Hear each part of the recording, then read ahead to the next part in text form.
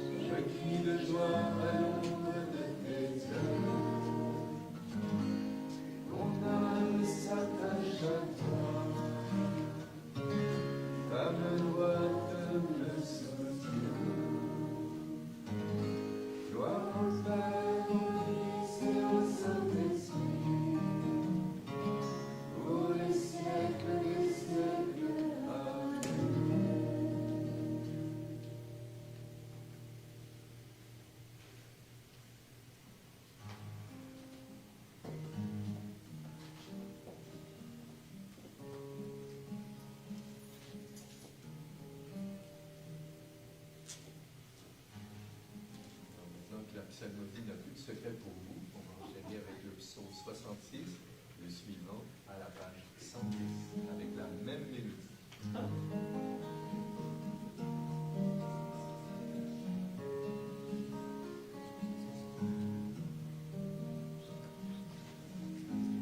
Que Dieu nous prenne grâce et nous bénisse, que son visage s'illumine pour nous. Chemin sera connu sur la terre, ton salut parmi nous des nations. Que les peuples Dieu te rendent grâce, qu'ils te rendent grâce tous ensemble. Que les nations chantent leur joie, car tu gouvernes le monde avec justice. Tu gouvernes les peuples avec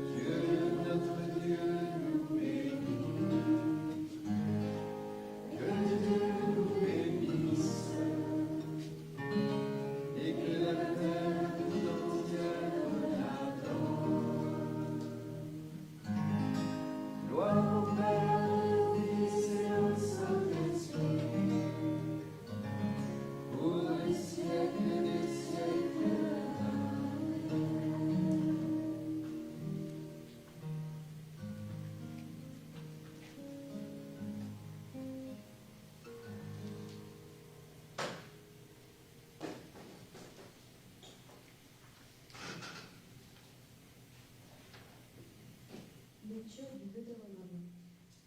Écoute, Israël, le Seigneur notre Dieu est le Seigneur un. Tu aimeras le Seigneur ton Dieu de tout ton cœur, de tout ton être, de toute ta force. Les paroles des commandements que je te donne aujourd'hui seront présentes à ton cœur. Tu les répéteras à tes fils, tu les leur diras quand tu resteras chez toi et quand tu marcheras sur la route, quand tu seras couché et quand tu seras debout.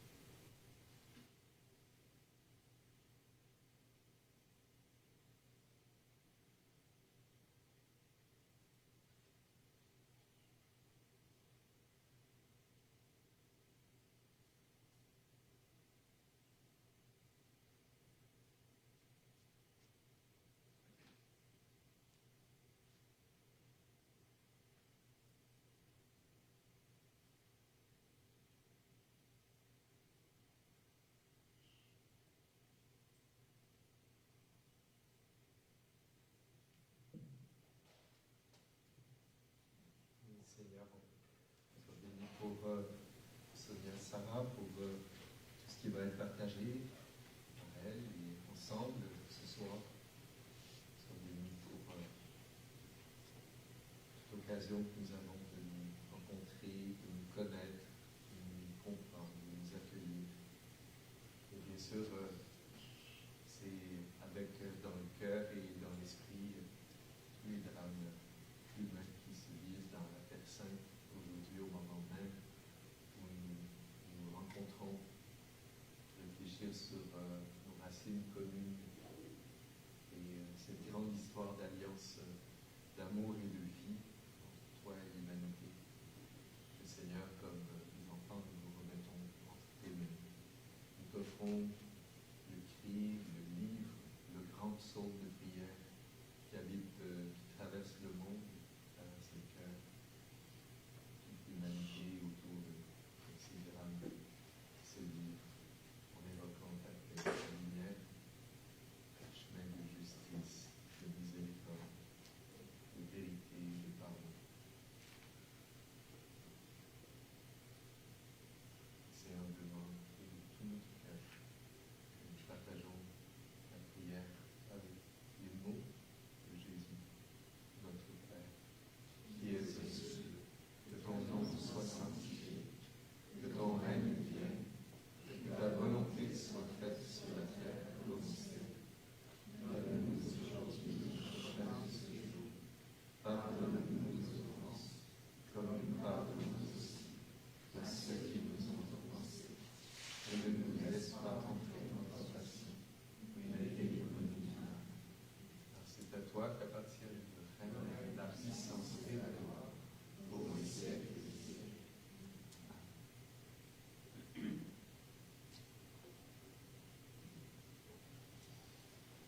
Bonjour à tous. Merci pour ce beau temps de prière.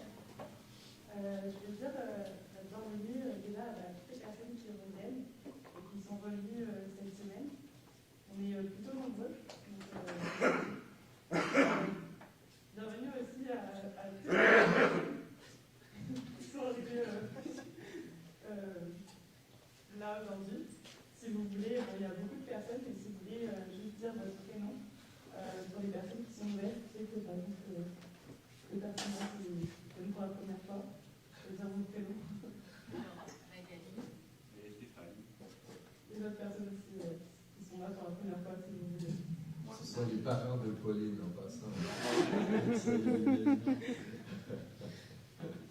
Marie. Bienvenue. Chris. Christelle. Nickel. Yvan. Bon. Bienvenue à vous. Si jamais vous voulez, on va faire passer une voici une petite carte que vous pouvez signer. Et une liste d'envoi, si vous voulez inscrire votre mail, votre nom et votre numéro de téléphone, et on vous enverra en fait toutes les informations des activités de la bande FM. Voilà. Et si jamais vous ne l'avez pas eu, vous pouvez venir voir soit Dominique, soit moi, et puis on vous inscrira. Et si vous voulez aussi, on a des sortes de petits prospectus avec toutes les informations et le nom du groupe Facebook juste là. Voilà. Je vais laisser la parole au Caroline et Dominique. Ça a l'air que j'ai l'honneur de te présenter. Une fois de plus. Une fois de plus. Alors, c'est pas difficile pour moi. C'est une vraie joie toujours de t'accueillir parmi nous. Sonia Sarah, elle est devenue avec le temps une amie de la bande FM, vraiment. Ça fait plusieurs rencontres qu'on a ensemble avec le groupe biblique et ici. Et puis je crois que quelque chose qui tient beaucoup à cœur, c'est de créer ces liens, ces ponts de dialogue, de rencontres, faire connaissance. Alors, je sais que tu es dans le dialogue interreligieux, pas mal. Et puis, elle aurait un long CV, mais c'est une femme qui met sa créativité, je dirais, au service de Dieu, dans l'écriture, entre autres, et puis même le théâtre. Voilà, elle a plusieurs flèches à son arc. Ce soir est vraiment, c'est ça pour nous permettre justement de se connaître davantage et de se rapprocher. Alors, nous sommes invités ce soir à la rencontre du judaïsme. Alors, en 75 minutes. Je sais. De relever le défi avec nous. Qu'est-ce que je mets ça là alors? Tu peux m'aider à le mettre parce que je suis pas sûre.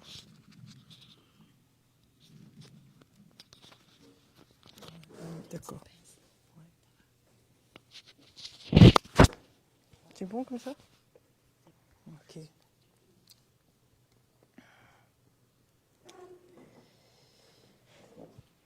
Bonsoir mes amis. Je voudrais remercier le Père Alain, toujours pour son accueil chaleureux, pour les mots que vous avez choisis pour m'accueillir.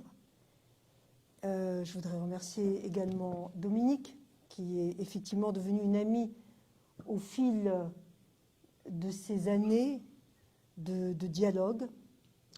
Une des jeunes filles tout à l'heure a dit cette phrase qui est le credo de cette foi que nous avons en commun, ce verset que nous avons aussi en commun, du Deutéronome. Je vais vous le dire en hébreu pour que vous l'ayez dans l'oreille. Hein. C'est le Shema Israël, écoute Israël. Shema Israël, Adoshem Elokeinu, Adoshem Echad. Écoute Israël, Dieu est notre Dieu, Dieu est un. C'est ce monothéisme qui fonde notre socle commun. Et j'apprécie aussi les psaumes, donc un de ces livres de la Bible hébraïque et de la Bible de ce que vous appelez l'Ancien Testament et que j'appelle le Premier Testament, et je m'en expliquerai tout à l'heure, et donc qui est un livre que nous fréquentons assidûment les uns et les autres.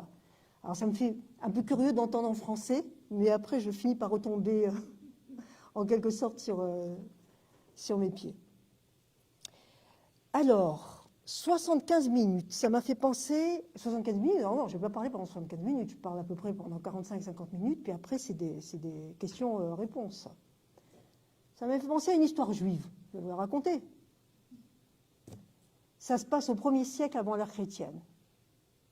Il y a une paire de deux rabbins, Shammai et Hillel, qui n'étaient jamais d'accord. Chaque fois qu'il y avait un point, ils discutaient. Je vais vous donner un exemple. C'est pris dans le Talmud, retenez bien ce terme, j'y reviendrai aussi tout à l'heure. Alors, il y a une obligation de réjouir la mariée le jour de son mariage. Et il faut faire des louanges. Alors, il y en a un qui dit, Shammai, oui, mais je ne peux pas dire qu'elle est belle si elle n'est pas belle. Parce qu'il faut toujours dire la vérité.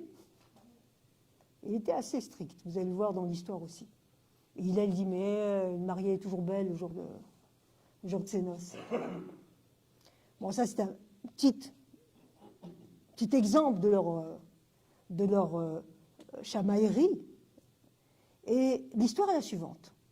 Pour le défi de partir à la découverte du judaïsme en 75 minutes, il y a un païen, donc on est au 1er siècle avant l'ère chrétienne, hein. Il y a un païen qui va voir Chamaï et qui lui dit « Je veux me convertir au judaïsme à une condition. Tu m'expliques tout le judaïsme sur un pied. » Chamaï, on dit que c'était un maçon, là il avait une truelle et il a jeté, il a dit « Mais va-t'en, qu'est-ce que je vais t'expliquer le judaïsme, tout le judaïsme sur un pied ?» Il ne s'est pas découragé, ce païen. Il est allé voir Hillel. Ben ouais, c'est pas l'un, c'est l'autre. Et il lui dit, je suis prêt à me convertir au judaïsme. N'oubliez pas que le judaïsme est le premier monothéisme, suivi du christianisme et de l'islam. Mais tu m'expliques tout sur un pied. Et Hillel lui dit, deal. Donc, Talmud, c'est en araméen, donc il n'y a pas marqué deal. Mais on va le traduire comme ça. Il se met sur un pied et Hillel lui dit ne fais pas à autrui ce que tu ne voudrais pas qu'on te fasse. Tout le reste et commentaire, va et étudie. Vous reconnaissez au passage une déclinaison de ce verset célèbre qui est « Tu aimeras ton prochain comme toi-même », qui est un verset du Lévitique, c'est-à-dire le 3e livre de la Torah. Torah, c'est-à-dire le Pentateuque. Il vous est familier. On le trouve souvent dans les évangiles. Pour cause.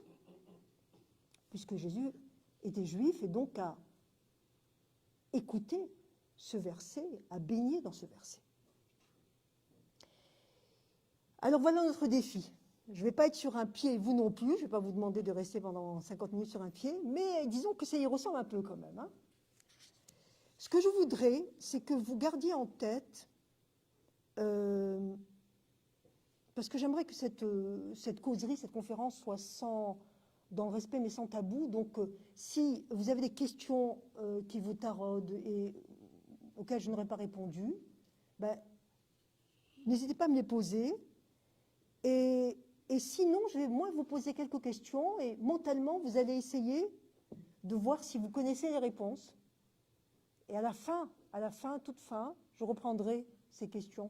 Et probablement que ça vous dira davantage peut-être que maintenant. Mais peut-être qu'il y a des questions, vous le savez déjà. Hein. Quelle différence entre hébreu, juif, israélite et israélien?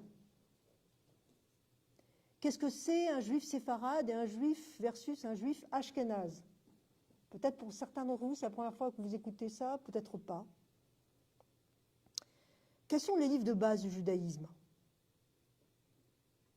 Ces principes fondamentaux, qu'est-ce qui vous viendrait à l'esprit?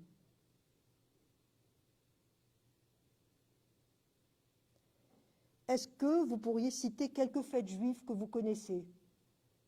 Par exemple, Halloween. Non, je plaisante. Est-ce qu'il y a un objet du rituel juif qui vous viendrait à l'esprit? Aussi bien vestimentaire que rituel, comme si la photo est toujours derrière moi. Très belle photo. Si vous aviez 3 événements majeurs dans l'histoire juive, donc depuis l'Antiquité, c'est-à-dire depuis Abraham, c'est-à-dire grosso modo le XVIIIe siècle avant l'ère chrétienne, jusqu'à nos jours, qu'est-ce qui vous viendrait à l'esprit? Combien pensez-vous qu'il y a de juifs dans le monde? 1 milliard, 600 millions, 200 millions, 50 millions, 30 millions, 6 millions. Au Canada, au Québec. Quels sont les différents courants du judaïsme dans le monde contemporain, tous représentés à Montréal, parce que de la même manière qu'il y a différentes sensibilités dans le christianisme, vous imaginez bien qu'il y a différentes sensibilités dans le judaïsme. Et ces différentes sensibilités dans le judaïsme sont toutes présentes ici à Montréal. C'est-à-dire que chacune de ces sensibilités que je vous nommerai tout à l'heure a sa congrégation, son oratoire, sa synagogue. Enfin, avez-vous déjà entendu parler de Vatican II, initié par le pape Sa Sainteté Jean XXIII, et le document qui est sorti de Vatican II, Nostra Aetate, précisant les relations avec le judaïsme.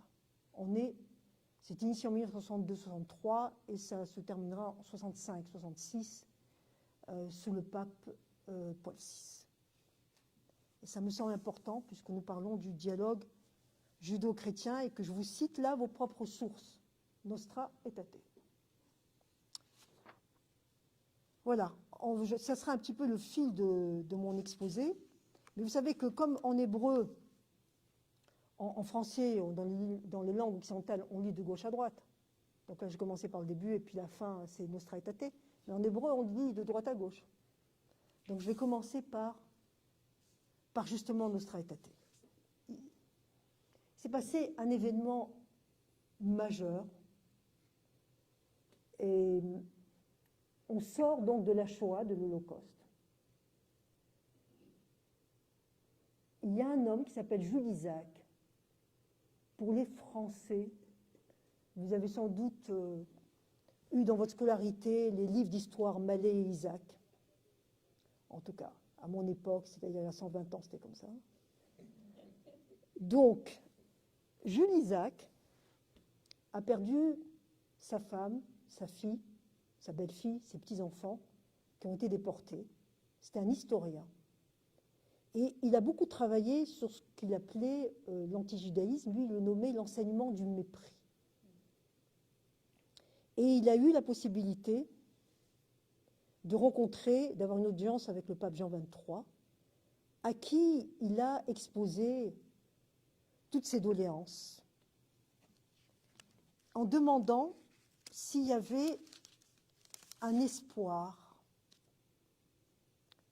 que les choses puissent changer. Et le pape Jean XXIII a répondu, quelque chose qui m'émeut toujours, vous avez droit à plus qu'un espoir. Et c'est comme ça qu'il a initié Vatican II, d'où est sorti notamment Nostra Aetate. Donc je vous parle de quelque chose qui a maintenant 40, presque plus de 60 ans, 70 ans, ce qui est beaucoup, mais qui à l'échelle de l'histoire des mentalités est une goutte, peu. Donc nous sommes encore dans le commencement de ce qui s'est passé il y a 70 ans. Qu'est-ce qui s'est passé? Quel est l'immense pas qu'a fait l'Église à l'égard du judaïsme? Et sachez que les Juifs en sont reconnaissants et que le pape Jean XXIII bénéficie dans nos communautés d'une grande estime et reconnaissance. Il y a d'abord eu, officiellement de la part de l'Église, l'abandon de l'accusation du peuple déicide. Déicide, mot savant, qui veut dire « tu es Dieu ».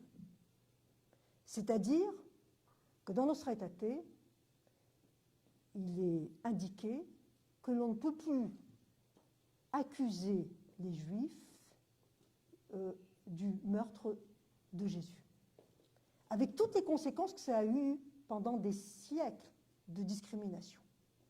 Il y a donc eu l'abandon de cette accusation. Deuxième point, le rappel du lien spirituel avec le judaïsme et en quelque sorte des racines hébraïques de l'Église, puisque je l'ai déjà dit, Jésus était juif. Donc le fait de voir ça avec sympathie et d'essayer de se rapprocher de nos racines communes. Le troisième point, qui est également important, comme pas de l'Église, c'est l'abandon de la théorie de la substitution, Verus Israël en latin, qui affirmait que l'alliance entre Dieu et le peuple juif était caduque et pleinement remplacée par une nouvelle alliance avec les chrétiens. Eh bien, il y a eu un éloignement de cette théorie en disant ce sont deux chemins parallèles dont l'un sort du premier chemin et chacun fait sa route. Et je suis dans le respect de ces parallèles-là, de notre socle commun et de ces parallèles. Souvent, j'emploie l'image de finalement, nous sommes comme dans un orchestre et nous jouons chacun notre instrument pour la glorification de l'Éternel. Et il y a également dans Nostra Aetate la reconnaissance de la pérennité du peuple juif dans sa foi, ses rites et son respect des commandements de la Torah. Donc, il n'est point réprouvé, il ne doit pas être errant en permanence.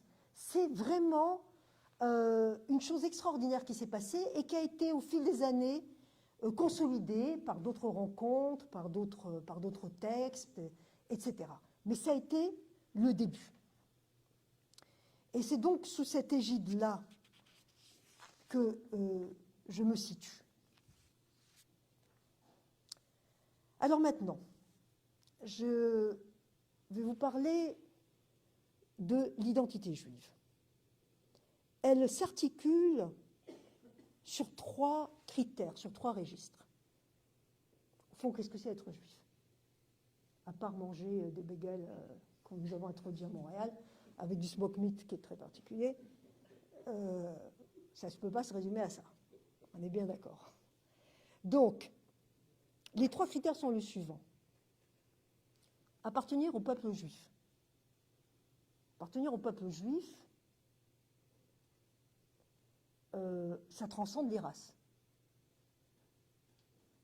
On peut avoir le sentiment d'appartenir au peuple juif et d'être citoyen d'un pays.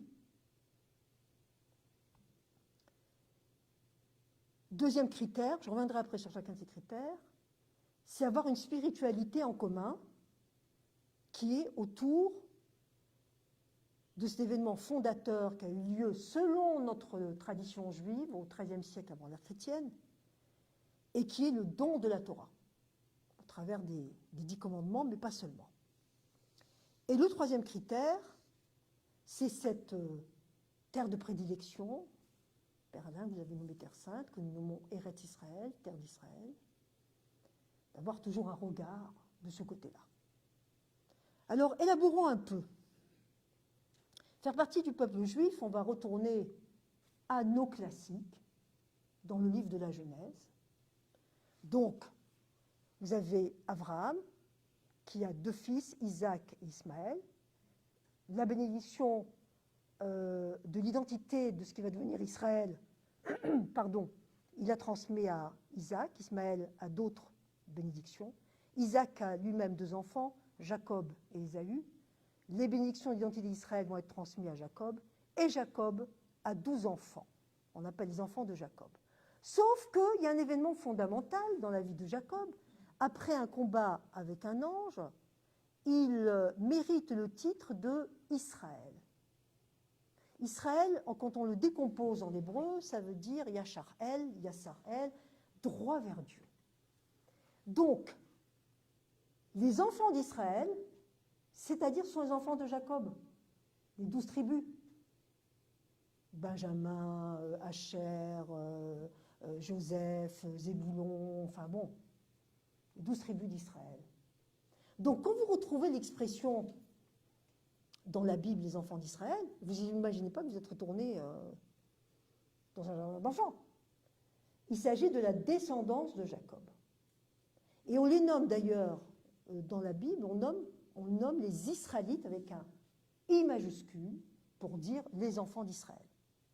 Avec un I minuscule, c'est venu plus tardivement dans l'histoire, dans la langue française, c'était pour ne pas dire juif, qui était un peu justement stigmatisé à cause d'un antijudaïsme régnant. Donc c'était une manière plus soft de prononcer le mot juif. D'ailleurs, d'où vient le mot juif? Parce que je parle des enfants des 12 tribus d'Israël. Une des tribus d'Israël, par exemple, c'est Lévi. Donc une famille c'est Cohen. Léonard Cohen. Vous savez que Léonard Cohen, il était petit-fils de rabbin. Il a fréquenté la synagogue Shahar Shamaim, qui est à Westmont, et il est enterré dans le carré juif du vieux cimetière de Montréal. C'était un Cohen. Il appartenait à la famille des Cohen. La famille des Cohen avait comme particularité, Cohen ça veut dire prêtre. Ce sont eux qui s'occupaient dans le temple d'un certain nombre de choses à faire. Et c'est fait partie de la tribu de Lévi, les chants qu'on a chantés tout à l'heure, ben, ils chantaient dans le temple de Jérusalem régulièrement. Donc, comment est-ce qu'on en est venu au terme juif? Pourquoi est-ce qu'on ne s'appelle pas, par exemple, de la tribu de Benjamin, les Binyamin? Comme ça, tu aurais intitulé cette conférence « La découverte du binyanimisme » en 75 minutes. Voilà, ça aurait pu être possible. Puisque juif, ça vient de Yehuda, qui était un des enfants de Jacob. Je ne vous parle pas de l'autre Yehuda qui n'a pas bonne presse. Hein. On n'y est pas, là, on est des siècles avant. Donc, Yehuda, c'est un des enfants de Jacob. Ça veut dire remercier. Et juif, ça vient de Yehuda. On trouve le terme déjà dans la Bible, dans le livre d'Esther. Alors, quand je dis la Bible, j'entends la Bible hébraïque. L'Ancien Testament, je préfère depuis Vatican II parler du Premier Testament, même si ça n'est pas encore entré beaucoup dans les mœurs. Mais la Bible hébraïque à laquelle vous vous référez n'est pas la même que la Bible hébraïque. Grosso modo, à 80%, c'est la même que la nôtre. Ce n'est pas la même non plus que chez les protestants. Pourquoi? Il y a des livres que nous n'avons pas considérés comme étant inspirés, par exemple le livre des Maccabées ou le livre de Judith, qui pour nous sont des livres qui ont leur valeur, mais qui ne font pas partie du canon biblique, tandis que c'est le cas. Donc le livre d'Esther, qui lui fait partie du canon biblique que nous avons en commun, c'est là où on va voir apparaître pour la première fois le terme juif. Pourquoi? Parce que tout simplement, au travers des différents exils, le livre d'Esther, c'est le 5e siècle avant l'ère chrétienne. Le premier temple a déjà été détruit au 7e siècle avant notre ère. Le second temple sera détruit en l'an 70 de notre ère, après la mort de Jésus. Et donc, la tribu de Juda était une tribu importante et c'était la tribu royale. Et on a pris l'habitude de nommer les enfants de Jacob d'après le nom de l'un de ses fils, qui a donné plus tard donc cette tribu royale, qui était Juda, juif. Mais les Juifs sont les descendants des 12 tribus, majoritairement des tribus de Juda, de Benjamin et de Lévi. Les 9 autres tribus existent, mais ont été pas mal dispersées au cours de ces milliers d'années. Et tout d'un coup, depuis la création bénie de l'État d'Israël, en 1948, les tribus reviennent.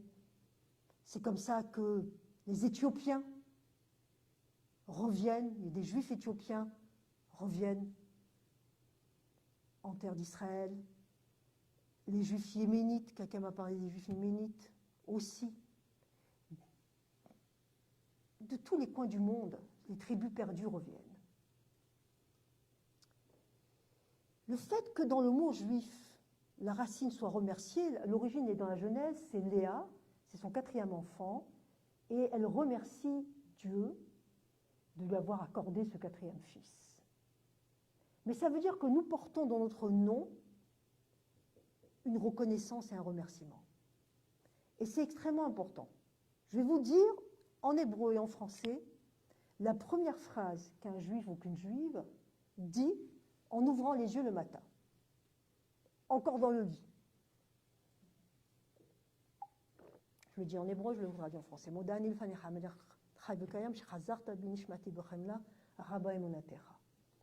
Je te remercie. Merci je. Remercie je. On ne met pas le je en avant, on met d'abord le remerciement en hébreu. Je te remercie, roi vivant et debout, de m'avoir rendu mon âme avec compassion et écouté la fin à la chute. Elle a 2 traductions possibles. La première, c'est « Grande est ma confiance en toi », mais on peut aussi lire en hébreu « Grande est ta confiance en moi ». Et donc le matin, dès qu'on se lève avec ce punch-là, ce capital, ce remerciement d'être en vie et d'aller à notre journée à la fois dans la confiance qu'on peut avoir dans le Seigneur, le premier psaume parlé, que nous avons lu, et à la fois avec cette reconnaissance de la confiance qu'il a en nous. Donc d'emblée, on est dans un rapport extraordinaire de confiance mutuelle, d'amour et de confiance mutuelle. Oui, ça va être difficile, mais allez, vas-y. Cette confiance est là. Et donc, la reconnaissance, le remerciement, c'est inscrit dans le mot même, mot juif. Nous savons qu'il y a un créateur. J'anticipe sur ce qui va être la triade d'une foi juive. Nous savons que le monde a été créé par un créateur. Il ne vient pas de nulle part. Que nous participons à l'amélioration de ce monde et qu'il y a un dénouement heureux des temps messianiques. Ça, ce sont les 3 piliers en quelque sorte. Donc, premier critère d'être juif, c'est appartenir, c'est descendre des enfants de Jacob. Mais on peut aussi rejoindre le peuple juif. Le livre de Ruth nous raconte l'histoire d'une conversion, qui est d'abord de rejoindre un peuple. Ruth, quand elle suit Noémie, en retournant dans la terre d'Israël, elle lui dit « Ton peuple sera mon peuple. Ton Dieu sera mon Dieu, ton peuple sera mon peuple. » Donc, il y a devenir juif, vous savez que les juifs ne sont pas prosélytes. Et je vais expliquer dans un instant pourquoi. La porte est ouverte. Elle n'est pas facile, mais elle est ouverte. Parce qu'on sait que rejoindre le judaïsme, ça veut dire rejoindre l'histoire d'un peuple qui a incarné les premiers le monothéisme et qui a payé cher, comme on peut payer cher plus tard les martyrs chrétiens, cette foi dans un Dieu unique. Et que l'histoire n'est pas facile jusqu'à maintenant.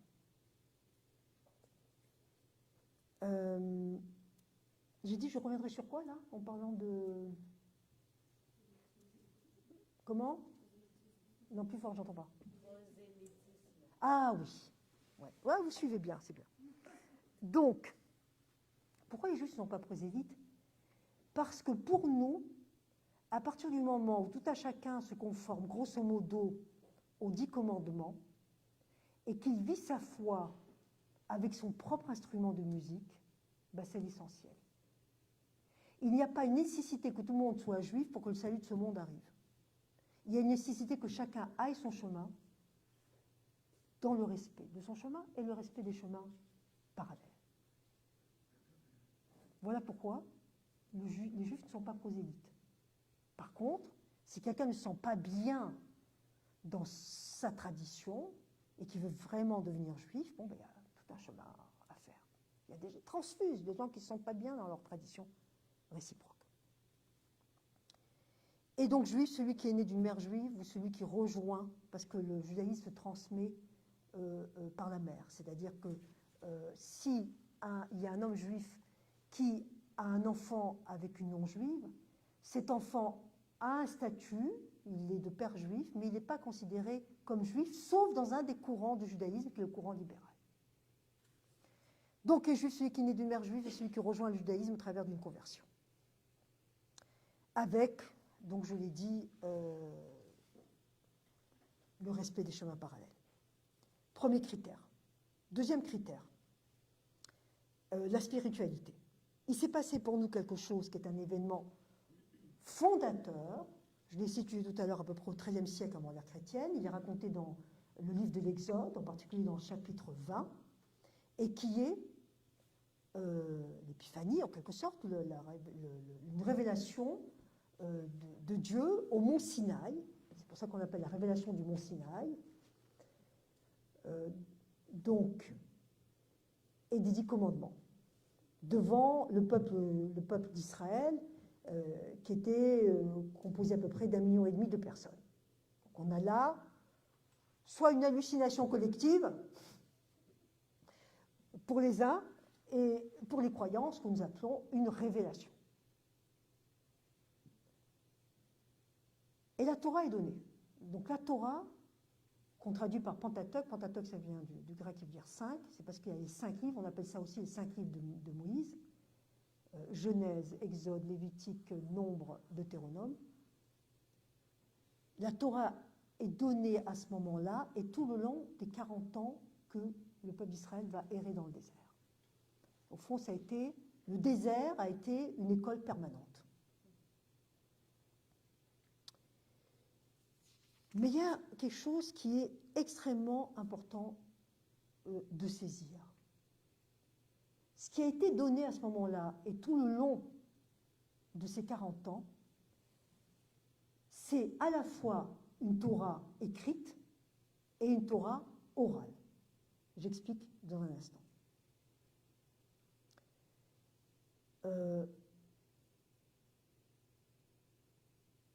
La Torah écrite, donc Torah, ça veut dire enseignement. Ça ne veut pas dire loi. On traduit de façon impropre. On a un terme pour dire la loi. Ça veut dire enseignement. D'ailleurs, la racine même de ça, ça veut dire tendre en vue d'arriver quelque part. Ça met déjà l'accent sur une concentration et une volonté d'aller vers. La Torah écrite, c'est ce qui est écrit. Et la Torah orale, qui a été donnée en même temps, va venir expliciter l'écrit. Par exemple, il est écrit qu'il faut respecter l'abattage rituel. Mais rien n'est spécifié dans la Torah écrite de comment faire ça. Où il est écrit de faire le Shabbat, mais à part 2-3 indications qui sont données, rien n'est spécifié. Où il est écrit qu'il faut mettre, vous savez, ces phylactères, c'est-à-dire ces lanières en cuir que les Juifs mettent le matin dans la prière. Vous pouvez voir après dans le livre que je laisserai ici pour consultation à la fin de mon exposé. Mais oui, mais comment on est arrivé de cette obligation de mettre ces boîtiers noirs et ces lanières? C'est pas écrit. Un autre exemple qui est tiré du narratif. Quand je dis que la Torah ne c'est pas que la loi, dans tout le livre de la Genèse, ça nous raconte l'histoire de la création du monde jusqu'à les enfants de Jacob. Il n'y a que 3 lois en 40 ans ou 50 chapitres qui sont données. La loi d'avoir des enfants, de peupler ce monde, la circoncision et le fait de ne pas manger une certaine partie d'une bête qui a trait au nerf sciatique. Le reste, ça nous raconte, c'est un récit.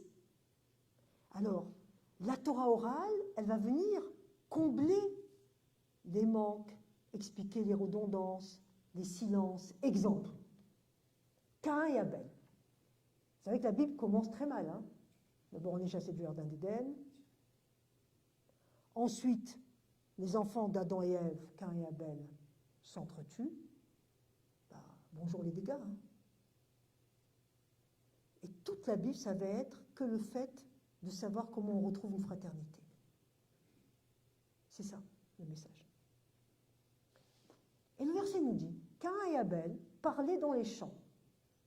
Jusqu'à là, tout va bien, hein, quand les gens se parlent. Pas tant que ça. Caïn se lève et tue Abel. Mais qu'est-ce qu'ils se sont dit? Qu'est-ce qu'ils se sont dit pour que un homme se lève et tue son frère? J'apprends de là déjà que parler peut être très violent aussi. La parole n'est pas toujours médiatrice. Elle peut être vecteur de violence. Et même si Caïn va plaider non coupable, parce que c'est le premier assassin de l'histoire, de cette histoire-là, il va dire, mais moi je ne savais pas que planter un couteau dans la poitrine de quelqu'un, ça veut dire qu'il n'allait plus... Vous savez, il se croyait dans un jeu vidéo avant, là. Tout le temps, en permanence, moi je suis affolée par ça. Par la violence des films, tout le temps, là. Le souffle de la vie disparaît en un instant. C'est pas grave, de toute façon, je vais recharger, puis après je vais repartir, etc. Et donc il plaide ça. Je ne savais pas que quand on faisait ça, la personne allait mourir et pas se relever. Oui, dans les temps messianiques, la résurrection, c'est pour plus tard, mais pour l'instant, tu as tué quelqu'un. Donc la Torah orale, elle est donnée en même temps que la Torah écrite. Elle reste orale et donnée en même temps sont données en même temps les règles d'herméneutique pour investiguer le texte écrit. Et de génération en génération, les Juifs vont se transmettre cette oralité. Il y avait même un interdit de la transcrire, cette oralité, parce qu'il fallait que la tradition reste vivante, parce qu'il fallait tout le temps trouver un sens nouveau à cette Torah écrite. Et finalement, au temps de l'occupation romaine, en Judée, les Romains ont interdit aux Juifs d'étudier la Torah. Donc il y avait, et quand je dis Torah, vous comprenez maintenant qu'il faut l'entendre au pluriel. Torah écrite et Torah orale. Et donc, de crainte que cette Torah orale se perde, les sages d'Israël ont décidé de transgresser l'interdiction de l'oralité et de transcrire cette oralité. Et c'est ça que nous appelons le Talmud. Ça a été transcrit du IIe siècle au Ve siècle. Et nous, les Juifs, nous ne lisons pas la Torah. Oui, nous la lisons, mais nous l'interprétons avec les éclairages du Talmud. Si déjà vous avez compris ça, c'est immense pour le pari d'être sur un pied. Et donc c'est le Talmud qui va nous expliquer comment faire Shabbat, comment faire ceci et cela. Et les discussions du Talmud, un qui dit ça, l'autre qui n'est pas d'accord, il doit argumenter. Pourquoi tu dis ça? Parce que je me base sur tel verset, sur telle interprétation. L'étude prend beaucoup de place dans la vie d'un juif et d'une juive, c'est même l'un des commandements majeurs. Il y a des spiritualités, le commandement c'est d'être en position zazen et de respirer. Chez nous, c'est d'étudier. Et donner aussi la possibilité de déconstruire le texte. Vous connaissez tous œil pour œil, dent pour dent, la loi du talion. Nous, on ne la pratique pas du tout, parce que ce n'est pas comme ça qu'on l'interprète. Je vous raconte cette histoire qu'on trouve dans le Talmud. Des sages d'Israël discutent au sujet d'un four. Est-ce que ce four est cachère ou pas cachère? Cachère, ça veut dire conforme, est-ce qu'on peut l'utiliser pour faire cuire des choses?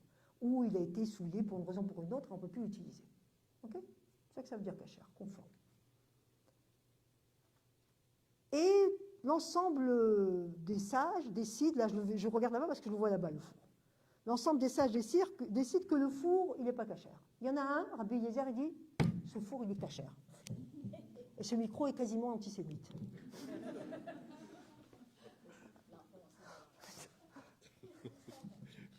D'accord. Il n'est pas cachère. Il n'est pas cachère, mais il va le devenir au fur et à mesure. Merci beaucoup. Et donc Rabbi Eliezer dit, ce four, il est cachère. Il dit, si j'ai raison, que l'arbre d'à côté fasse un bond de 10 mètres. Et l'arbre d'à côté, miracle, fait un bond de 10 mètres. Et le sage dit, non, mais il n'est pas cachère. Il dit, si j'ai raison, que le cours d'eau, il débloque, il aille ailleurs. Et chaque fois, il convoque des miracles. Et finalement, il dit, si j'ai raison, que les murs de cette maison s'effondrent. Et les sages d'Israël se révoltent et disent, la Torah, elle n'est plus au ciel. C'est un verset qu'il y a dans le Deutéronome. Et c'est nous qui décidons, à partir des règles que nous avons reçues de Moïse, des règles d'herméneutique, d'interprétation, comment interpréter la Torah. Et donc, les murs sont restés comme ça. On dit qu'ils ne sont pas retournés comme ça par respect pour Rabbi Eliezer, qui est un grand sage, et ils ne sont pas effondrés par respect aux sages d'Israël. Et une voix du ciel est venue et dit non, mais c'est Rabbi Eliezer qui a raison. Et les sages ont dit non, la Torah, elle n'est plus au ciel, c'est nous qui décidons. Et c'est comme ça qu'ils ont déconstruit le verset de œil pour œil, dent pour dent. Et qu'ils l'ont complètement revu différemment en disant quand quelqu'un t'a fait mal, la personne qui t'a fait mal doit te donner des dédommagements pour le handicap physique, pour l'arrêt de travail, pour la souffrance que tu as eue, pour le prix de la douleur, pour les frais médicaux. C'est dans un des traités du Talmud, c'est explicité depuis le depuis l'Antiquité. Vous comprenez? La loi du talion, nous ne la prenons pas dans sa littéralité, nous la déconstruisons. Parce qu'il y a cette possibilité-là, au travers de l'étude juive. L'étude juive est tellement importante qu'on dit que Dieu se cache dans le texte. J'ai écrit régulièrement des articles pour le magazine Le Verbe. Et je vous renvoie à mes articles. Par exemple, il y a un article qui s'appelle « Quand Dieu se cache dans le texte » ou « Le Talmud pour comprendre le judaïsme », etc. C'est des articles courts. Et donc, c'est assez et synthétique. C'est assez, on peut le lire en quelques minutes. Donc, vous avez compris, les livres fondamentaux du judaïsme, c'est la Torah, qui est une des parties de la Bible hébraïque, avec les prophètes et les écrits. Un exemple des écrits, c'est le livre d'Esther ou les psaumes. Et c'est le Talmud. Après, il y a d'autres livres, par exemple, toute la tradition ésotérique, mystique, qu'on retrouve dans la Kabbale. C'est dans d'autres livres tels que le Zohar. Donc, premier critère, appartenir au peuple juif. Deuxième critère, être en réception de cette spiritualité, ou du moins la connaître. Je vais raconter une petite blague juive. Il y a une association de juifs athées qui arrive dans une ville, on va dire à Trois-Rivières, et ils vont fonder l'association des juifs athées. Arrive un juif qui veut cotiser, veut faire partie de l'association. Je dis Trois-Rivières parce que Hart, qui est un des premiers juifs du Québec du XVIIe siècle, est allé vivre à Trois-Rivières. Et alors la personne, là, comme à l'entrée, là, quand vous demandez les adresses et tout, il dit très bien, monsieur, vous appelez comment? Ben, je m'appelle Lévi. Ah ouais, c'est un nom juif, ça, Lévi. Ouais, très bien. Et donc, vous voulez cotiser à notre association des juifs athées. Oui. Bon. Est-ce que vous connaissez le Talmud? Ben non, je ne connais pas le Talmud. C'est un grimoire illisible. Bien sûr que non. Est-ce que vous connaissez un peu le Zohar, qui est un livre de la Kabbale? Ben non, c'est de la magie, là. Ça ne m'intéresse pas, moi, je suis athée. Est-ce que vous connaissez la Torah? Mais pas du tout. Je dis, monsieur, je regrette. On ne peut pas vous recevoir. Mais pourquoi? Vous n'êtes pas un juif athée. Vous êtes un juif ignorant.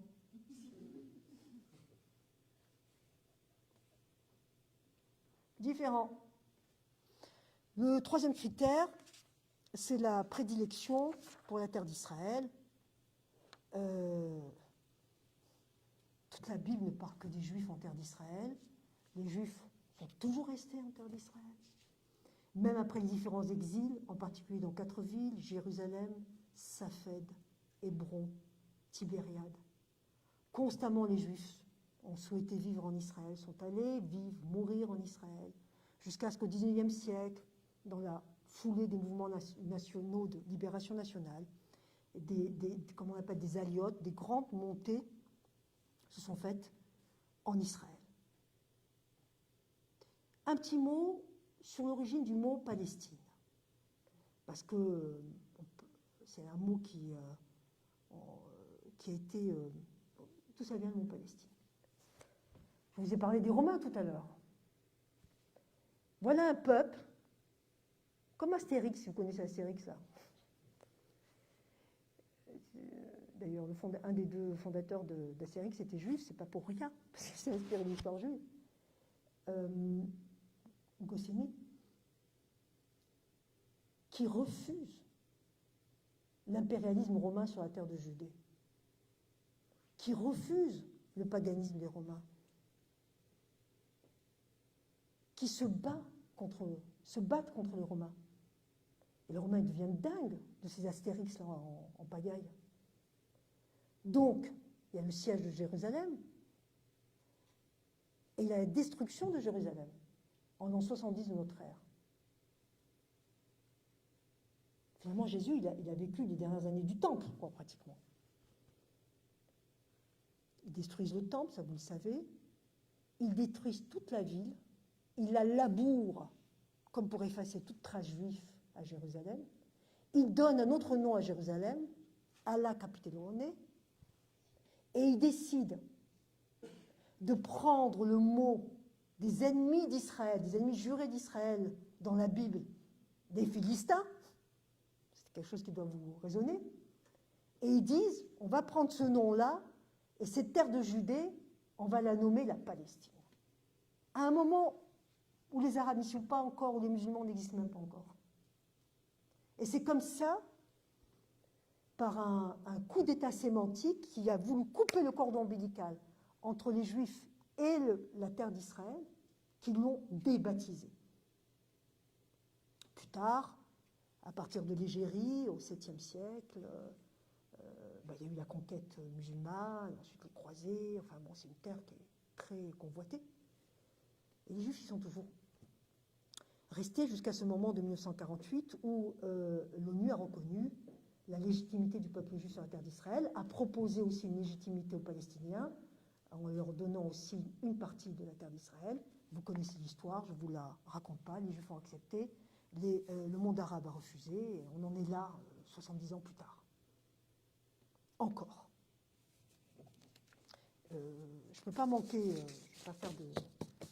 Mais il faut quand même que vous entendez beaucoup cette phrase de la rivière à la mer, à propos dans les différentes manifestations. De la rivière à la mer, ça veut dire du Jourdain à la mer. Ça veut dire on va faire disparaître cette Judée-là. Donc si on revient aux définitions, juif, vous savez d'où ça vient? De Judas, un des enfants de Jacob. Jacob qui s'appelait Israël, donc les enfants d'Israël. Hébreu, c'est Abraham qu'on nomme l'hébreu, ivri. Ça veut dire celui qui traverse, parce qu'il est venu en terre d'Israël. On peut dire que c'est comme une ethnie hébreu, et donc Abraham, Isaac, Jacob, les enfants d'Israël, sont des Hébreux. Israélien, ça veut dire qu'il habite en Israël actuellement. On peut être juif et israélien, chrétien et israélien, musulman et israélien. Il y a 20% de la population israélienne qui n'est pas juive. Donc israélien, c'est la nationalité, c'est comme canadien. Alors séfarade et ashkénaze, pour le dire très rapidement. Lors des différents exils, les Juifs ont été dispersés, les Romains les ont dispersés après la destruction du Temple. Donc ceux qui ont habité autour du pourtour méditerranéen, eh ben, on les appelle les Juifs séfarades. Ceux qui sont allés habiter plutôt en Europe, ce sont les Juifs ashkénazes. Voilà. Et ceux qui sont restés en Israël ou dans d'autres pays plus éloignés, on les appelle aussi Juifs séfarades par extension, mais un autre terme, ce sont les Juifs mizrahim. C'est le même judaïsme. Mais les coutumes, les chants vont être différents, puisque les Juifs ashkénazes ont vécu dans les pays chrétiens, et les Juifs séfarades ont vécu dans les pays musulmans. Donc, il y a des différences, mais très mineures. Mais quand vous allez dans une synagogue, ben vous savez tout de suite si vous rentrez dans une synagogue ashkénaze ou une synagogue séfarade. Parce que les chants sont différents. Chez les séfarades, c'est bien articulé, c'est bien chanté. Chez les ashkénazes, c'est non, il faut entendre d'oreille pour entendre. C'est des mentalités, des cultures, des sensibilités différentes. Mais les textes sont les mêmes. Bien. J'en arrive maintenant aux principes fondamentaux du judaïsme. Ben écoutez, je vous en ai déjà dit un, qui est reconnaître que le monde a un créateur, que nous avons notre participation pour améliorer ce monde, et qu'il y a un dénouement messianique et une résurrection. La résurrection est importante aussi, je le dis ça, parce que quand je parle avec certains de mes amis chrétiens, ils sont parfois étonnés en me disant « Ah, la résurrection, oui, bah oui, elle est importante aussi dans le judaïsme. » Dans la Torah, il y a 613 commandements qu'un juif doit faire. Mais rassurez-vous, plus de la moitié de ces commandements ont trait à la vie dans le temple. Alors, je vais vous donner une idée des commandements. Par exemple, la foi. La foi en hébreu, ça se dit émouna. Émouna, son mot, sa racine, une de ses racines, c'est la fidélité. Avoir la foi pour un juif, ou pour une juive, c'est être fidèle à ce qu'il a reçu, à la tradition qu'il a reçue, à l'histoire qu'il a reçue, aux rites auxquels qu'ont pratiqué celles et ceux qui l'ont précédé. Et si jamais il y a eu des absences, il y a toujours possibilité de revenir à cette fidélité. Il y a énormément de commandements qui concernent l'éthique. J'en ai cité un tout à l'heure. Tu aimeras ton prochain comme toi-même. Dont l'une des déclinaisons, c'est ne fais pas. C'est compliqué, tu aimeras ton prochain comme toi-même. Comment est-ce qu'on le pratique? Vous savez, les Juifs sont pragmatiques. Donc ils veulent savoir comment faire les choses. Pas uniquement le cœur, on ne peut pas te donner des commandements pour régir le cœur, c'est un peu compliqué. Donc un truc très pratique, tu fais pas à l'autre ce que tu n'aimerais pas qu'on te fasse. Vous savez quel est le commandement qui revient le plus souvent dans la Torah? Alors, entre, je ne sais plus si c'est 39 ou 49, je me trompe, entre 39, soit 39, soit 49 fois. C'est tu respecteras l'étranger parce que tu as été étranger toi-même en Égypte. Hein, les Juifs, avant de recevoir la Torah, étaient esclaves en Égypte. Ils sont sortis, c'est la fête de Pessah, et ils ont reçu la Torah. Alors on peut se dire, il y a deux façons de voir cette répétition. C'est le commandement qu'on répète le plus. C'est de dire, waouh, il y a vraiment une grande insistance. Respecter l'étranger, ça veut dire ne pas le léser, ni par des paroles. Ouais, mais toi, d'où tu viens ne pas être méprisant à son égard. Ne pas le tromper. Ah oui, il ne connaît pas les us et coutumes, il ne connaît pas la monnaie, donc je peux tricher. Le renseigner. L'accueillir, lui dire voilà comment ça se passe ici.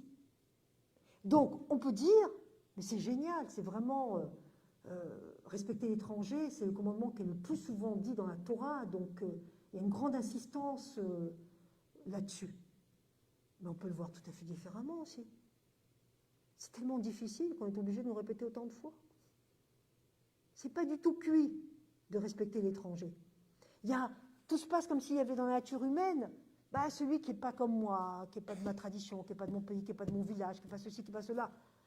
Il y a une méfiance. Et c'est justement parce qu'il faut surmonter cette méfiance que le verset est répété à plusieurs reprises. Comme pour nous dire, non, il faut que tu t'essayes à ça. Il y a des commandements à l'égard de l'environnement. Laisser la terre en jachère tous les 7 ans, ou pour le jubilé, tous les 49 ans. Il y a des commandements à l'égard de soi-même. Ne pas se scarifier, ne pas porter atteinte à ce corps qui abrite notre âme. Il y a des commandements à l'égard de Dieu. Le fait de l'aimer, de le respecter, de le craindre. Je vous renvoie au Deutéronome. Donc, la Torah balaye tous ces registres. Il y a aussi les fêtes juives. Je vais vous en citer quelques-unes. Vous allez me dire si ça vous est familier. La première fête, qui est la plus importante et qui revient tous les 7 jours, c'est le Shabbat. Alors, le Shabbat, il commence le vendredi soir et se termine le samedi soir. Dans le calendrier hébraïque, qui est basé à la fois sur la lune et le soleil, le jour commence la nuit. Je m'explique. On est quelle date aujourd'hui? Le 5 mars 6. Eh bien là, on rentre pour nous dans le 7 mars. Le jour commence la nuit. Et il se termine donc la nuit. C'est pour ça que les fêtes commencent le soir. La scène, ça se passe quand? En journée ou le soir? Le soir. Voilà. Parce qu'on fête, on commence la fête le soir. Symboliquement, c'est parce qu'on passe par la nuit pour arriver à la lumière. Donc, Shabbat commence le vendredi soir. Et vraiment, je vais citer une chanteuse qui est de mon époque, pour la personne qui me demandait mon âge, ça te donnera un critère. Et je ne sais pas si vous la connaissez, c'est une chanteuse française qui s'appelle France Gall. Vous la connaissez? Vous connaissez la chanson Des branches? Vous la connaissez, la chanson Des branches? Ah ben, c'est ça qu'on fait le Shabbat, on débranche. On se coupe de nos obligations. On prépare à manger avant. Le Shabbat, on ne va pas acheter, on ne va pas sortir, faire des kilomètres. On va rester chez soi, on va être invité, on va aller à la synagogue éventuellement le vendredi soir, le samedi matin. On va bien manger, on se prépare 3 repas le Shabbat. Je peux vous garantir que c'est du costaud. Et voilà, c'est un jour à la fois de recueillement, de convivialité, de repos. Shabbat Menoucha, le jour de Shabbat, c'est un jour de repos, de recueillement, on régénère nos batteries, en quelque sorte. Il y a d'autres fêtes qui sont importantes. La fête de Rosh Hashanah, du Nouvel An, à l'occasion de laquelle on sonne le chauffard dans cette corne de bélier. C'est une fête solennelle, c'est-à-dire que ce n'est pas une partie... il y a aussi quelque chose de la joie, mais il y a aussi quelque chose de solennel, parce que c'est le jour où nous passons devant le Seigneur pour être jugés, pas seulement nous, et on prie pour nous, et on prie pour le pays dans lequel on est, et on prie pour la terre entière et pour chaque nation. On considère que les grandes lignes de l'année vont être données à ce moment-là, mais la porte du ciel est toujours ouverte. N'importe quelle seconde de l'univers, la porte du ciel est toujours ouverte. Mais disons que ce jour-là, c'est comme dans les institutions où il y a porte ouverte. Ce jour-là, particulièrement, suivi du jour après par la fête du Grand Pardon, le Kippour, et parfois on parle des Juifs de Kippour, c'est-à-dire des Juifs qui ne vont jamais à la synagogue, sauf à Kippour, qui est un jour de jeûne. Il y a la fête des cabanes, vous voyez parfois fleurir des cabanes. Il y a à l'issue de la fête des cabanes, il y a la fête de la Torah, qui est le jour qui a été choisi pour les pogroms du 7 octobre 2023 en Israël. Ensuite, il y a d'autres fêtes, la fête des Lumières, à peu près en décembre, la fête de Pessah, j'en ai parlé tout à l'heure, qui symbolise la sortie d'Égypte, la fête du don de la Torah, etc. L'obligation de manger cachère, c'est-à-dire que nous avons l'obligation de manger certaines bêtes et pas d'autres, qui doivent être abattues d'une certaine manière, ensuite on la cachérise d'une certaine manière, ce qui fait que quand vous invitez un juif qui est pratiquant, ne lui offrez pas un steak, hein. Sauf si vous l'avez acheté dans une boucherie cachère. Les cycles de la vie, de la naissance à la mort, il y a des rituels, j'ai parlé de la circoncision, de la bar mitzvah, à 12 ans pour les jeunes filles, bat mitzvah, 13 ans pour les garçons, qui correspondent à peu près à la confirmation, ou quelque chose comme ça. Ensuite, comment tu appellerais? Qu'est-ce que tu dis? Non, c'est quoi? Qu'est-ce qui est à peu près à ce moment-là? On considère qu'un être devient adulte à 12 ans pour une fille, 13 ans pour un garçon. Eh oui, un an de plus pour que ça allume. C'est-à-dire qu'il est responsable, et il et elle est responsable à ce moment-là. Le mariage, le divorce est accepté, hein, contrairement au christianisme, le divorce est accepté dans la tradition juive depuis le livre du Deutéronome. Et puis bon, voilà, des rituels jusqu'à très important au moment de la mort, qu'un juif soit enterré assez rapidement. Et la prière, donc les prières sont importantes, hein, il y a trois grands moments de prière dans une journée. Il y a la prière du Écoute Israël, Dieu est notre Dieu, Dieu est un, que l'on dit le matin et que l'on dit le soir aussi. Pour rester dans le temps, donc, j'en arrive au point d'histoire. Les points d'histoire fondamentaux, j'en ai cité déjà quelques-uns. Hein.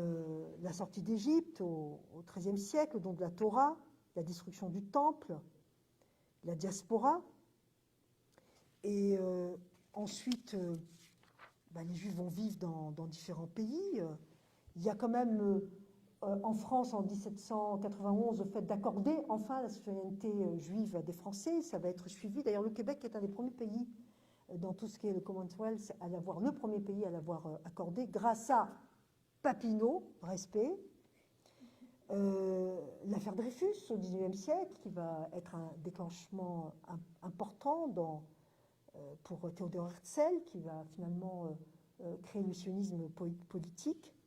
La Shoah, avec 6 millions de Juifs, nous n'avons toujours pas retrouvé, 70 ans plus tard, le nombre de Juifs qu'il y avait à ce moment-là. Quand on dit 6 millions de Juifs ont été exterminés, il faut que vous compreniez que ce n'est pas uniquement les 6 millions de Juifs, j'ai déjà eu l'occasion de le dire ici, mais c'est la potentialité.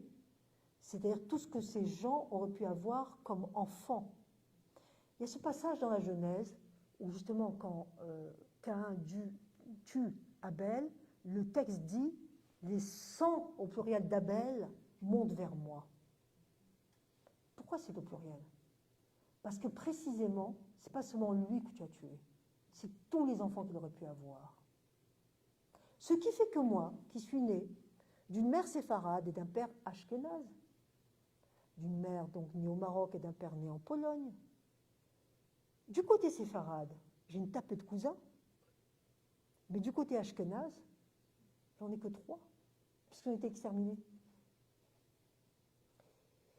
Donc, tout de suite après la Shoah, il y a deux faits majeurs, c'est la création de l'État d'Israël, mais c'est aussi l'exode des Juifs des pays arabes. Il y a 1 million de Juifs qui vivent dans les pays arabes qui ont dû quitter de force les pays arabes parce qu'ils ne se sentaient plus en sécurité. Alors, il y a des pays où ça s'est mieux passé que d'autres, par exemple le Maroc, mais des pays tragiques, Irak, Égypte, où il y a eu des pogroms, des spoliations de biens.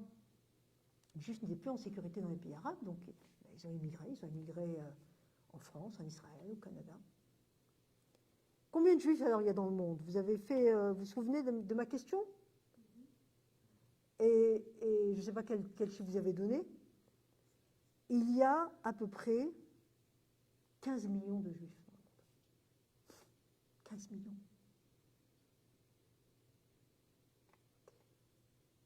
Et c'était à peu près un peu plus que ça qu'il y avait au moment de la Shoah. Il y avait 16-17 millions.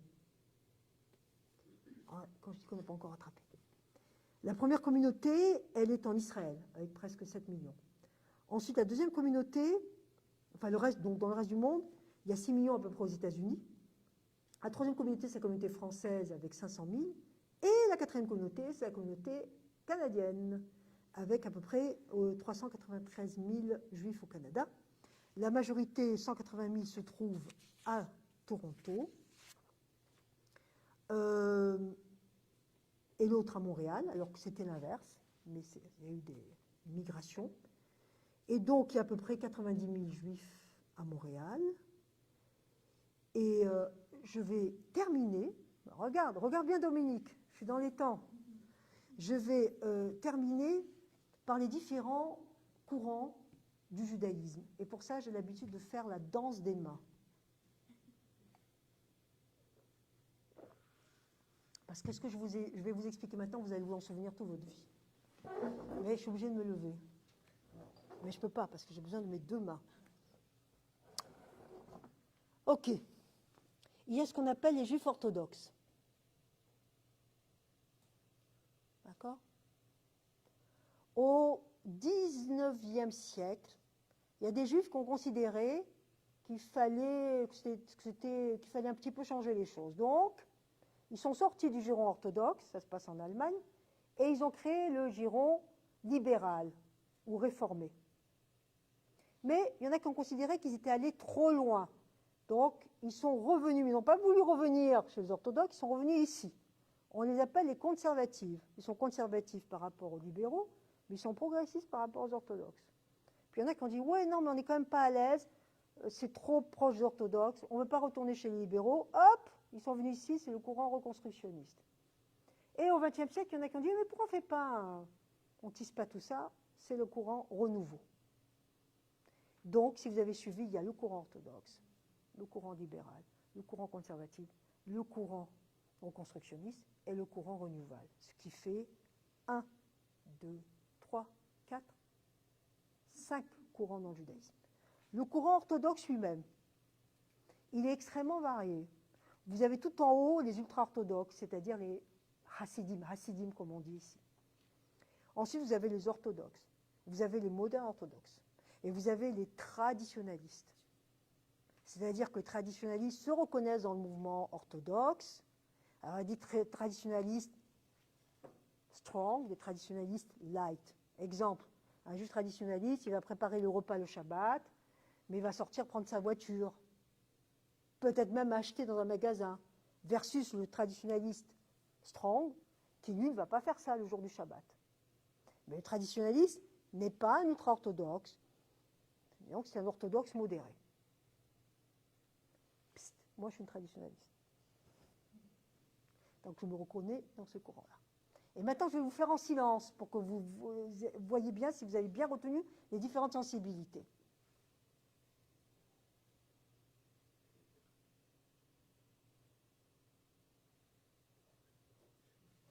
Orthodoxe. Et tous ces courants sont représentés en Israël. J'ai mis au point cette danse des mains et ça fonctionne depuis des années parce que comme ça, on retient bien. Alors, je vais vous donner un exemple.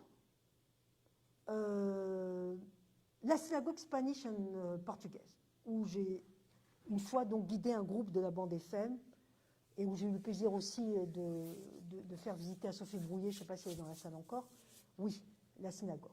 La synagogue Spanish and portugaise, elle est orthodoxe traditionnaliste. À Outremont, vous allez avoir des synagogues orthodoxes chassidiques. Oui, on peut les identifier puisqu'ils portent un streimel, ils portent des papillotes.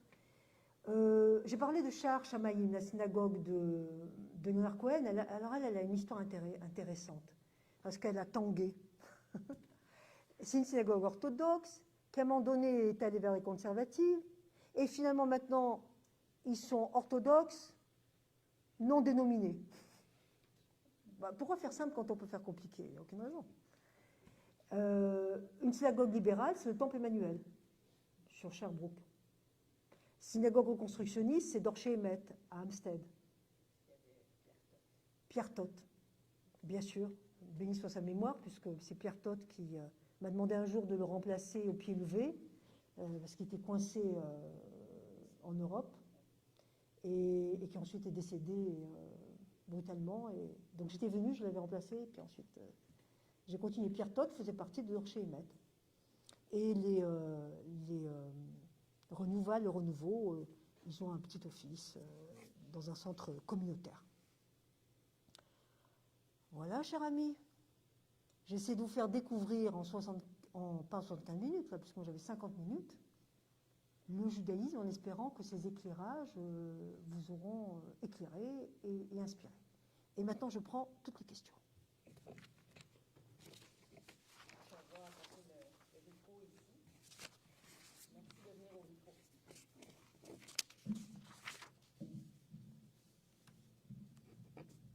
Vous avez bien suivi tout? Ça va? Vous êtes bien dedans? Ok.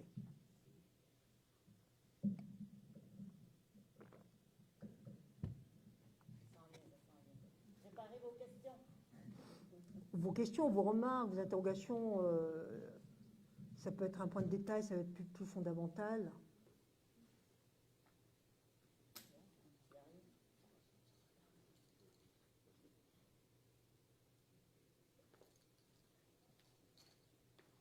Mais quand vous posez la question, dites-moi votre prénom.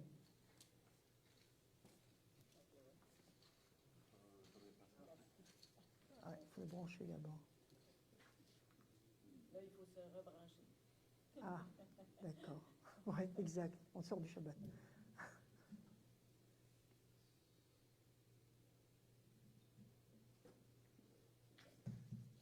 Bonjour. Merci beaucoup. C'était très enrichissant. C'est toujours bon d'entendre un peu d'autres versions. Ton prénom? Et mon prénom, c'est Théo. C'est Rio? Théo. Théo. Moi, ma question, c'était sur votre rapport de votre client au monde, plus précisément la société actuelle. On parle un peu par rapport au client chrétien, où lui, il est un peu comme avec le Vatican et le Concile, c'est comme un peu évoluer la religion. Enfin, je sais pas, je ne vais pas trop le dire. Oui. Mais c'est un peu comme si on faisait évoluer la religion par rapport aussi à ce qui se passe dans la société, etc. Et Oui. de nouvelles études avec les théologiens, etc. Et par exemple, le pape aussi qui a son rôle quand il fait son encyclique, il a aussi, et qu'on vient toucher à des problématiques et des questions qui sont dans la société actuellement. Et je voulais demander donc, par rapport au judaïsme, quel est ce lien-là? Est-ce que vous restez sur comme une tradition, comme vous l'avez bien dit, qui a été donnée avec la Torah, enfin les Torahs, et bien il y a quand même une évolution qui se fait au fur et à mesure, et ça soulève une question un peu sous-jacente, c'est aussi il y a différents courants qui sont créés au fur et à mesure. Est-ce qu'il y a comme une unité en haut, chose qui le relie pour permettre cette évolution-là? Oui. Bah, écoute, merci Théo, c'est une bonne question et une question avec plusieurs versants. Alors, j'aime bien le fait que tu aies dit les Torahs. Donc, pour nous, si tu veux, c'est deux en une, mais c'est la Torah écrite et la Torah orale. J'ai parlé du Talmud, mais les choses ne sont pas arrêtées au 5e siècle. C'est-à-dire que après la clôture du Talmud, la loi juive a continué à se développer jusqu'à maintenant, donc au travers de ce qu'on appelle principalement les responsables rabbiniques. Donc quand il y a une question, on la pose à un rabbin qui est reconnu dans la loi juive. Nous n'avons pas la notion de pape, c'est-à-dire d'une autorité tutélaire, mais on repère dans les différentes sensibilités dont j'ai parlé, les têtes d'affiche, c'est-à-dire ceux qui sont versés et qui peuvent, à partir des règles d'interprétation juive, répondre aux questions. Donc, la loi juive, elle ne cesse d'être en évolution, mais en se basant toujours sur la Torah, le Talmud et ce qui a été développé par la suite. Alors, je vais prendre trois exemples pour dire comment est-ce que la loi juive réagit à des questions contemporaines. Prenons par exemple le statut des femmes. Ben, c'est un statut qui est évolutif, y compris dans le monde orthodoxe.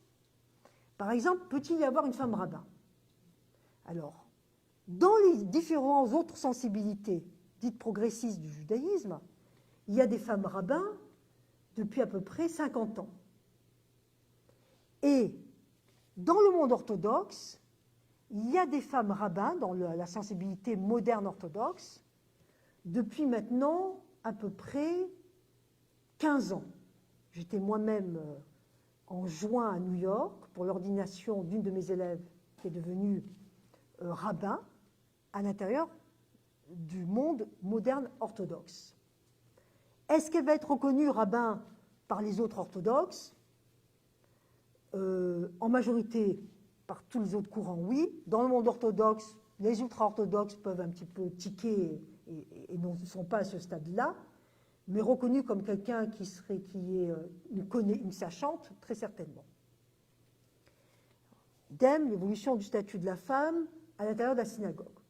Dans la synagogue orthodoxe, les femmes et les hommes sont séparés, et le rituel se déroule dans l'espace réservé aux hommes.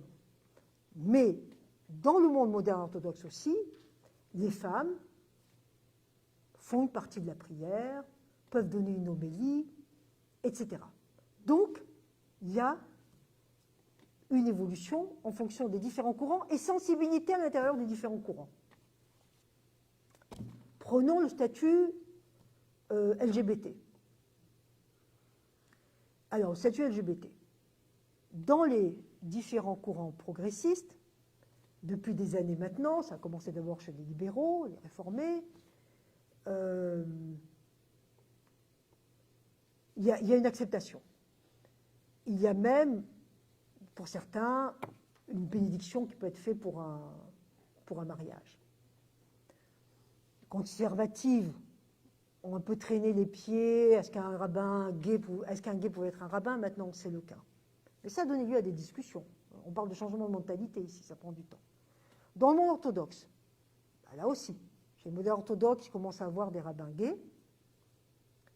Et il y a le fait de dire, on va accepter l'autre dans sa différence. Bon, c'est déjà ça, c'est pas ce qu'espère entièrement le monde LGBT, mais les choses bougent.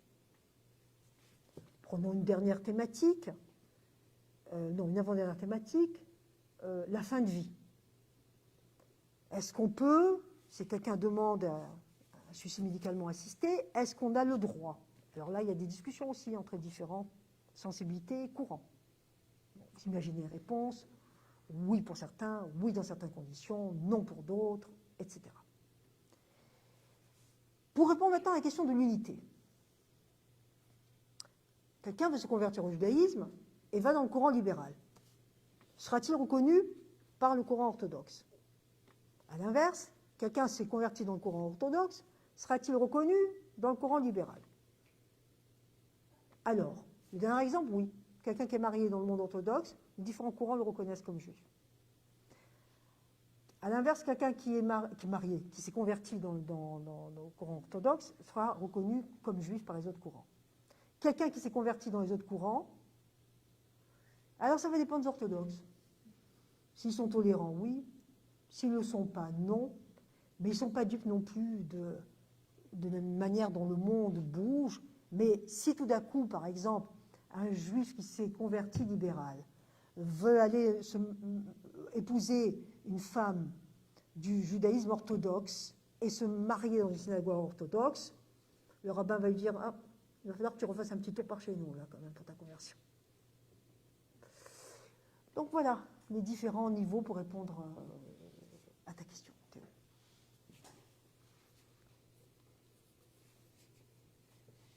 Moi, c'est Marguerite. Marguerite, j'entends pas bien avec ce micro, hein. Oui, c'est ça. Et j'avais juste une petite question parce que on va bientôt rentrer dans la fête pascale. C'était Pâques dans quelques semaines. Et je me demandais si c'était possible pour vous de nous décrire comment vous fêtiez Pâques, quels étaient les symboles qu'il y avait dans la Bible. Je suis sûre que ça peut aussi nous éclairer dans les symboles qu'on a, que Jésus du coup. Oui, absolument. Tu as tout à fait raison, Marguerite. Et ça me rappelle un livre d'ailleurs qu'a écrit un ami qui s'appelle L'origine juive des fêtes chrétiennes, où il raconte beaucoup de choses qui sont très éclairantes sur, après, que les chrétiens ont développé, que vous avez développé d'une certaine manière, mais dont l'origine est un peu de ce côté-là. Bon, tu as compris que donc c'était le soir. Donc le premier soir de Pessah, Pessah, ça symbolise la sortie d'Égypte. Nous étions esclaves, nous ne le sommes plus. La force juive de la résilience, elle est là. Nous savions que nous allions être libérés. Nous le savions, même esclaves. Et c'est ce qui a été le cas. Cette force de la résilience, elle est là. Et c'est pourquoi on rappelle la sortie d'Égypte tous les jours dans la prière et chaque Shabbat. Parce que ça veut dire que Dieu a tenu sa promesse.